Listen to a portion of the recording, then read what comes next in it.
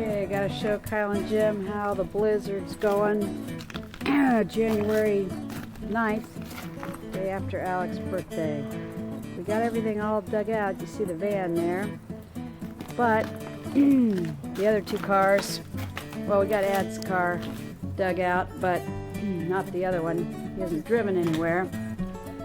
As you can see, it'll be a little difficult because the end of the driveway is kind of messed up still. Now, I'm going to show you the house. Alright, so as you can see, we have some icicles here. The snow is starting to fall. Again, we're going to have another snow. Here we have neighbors out shoveling. See if the zoom works there. Alright.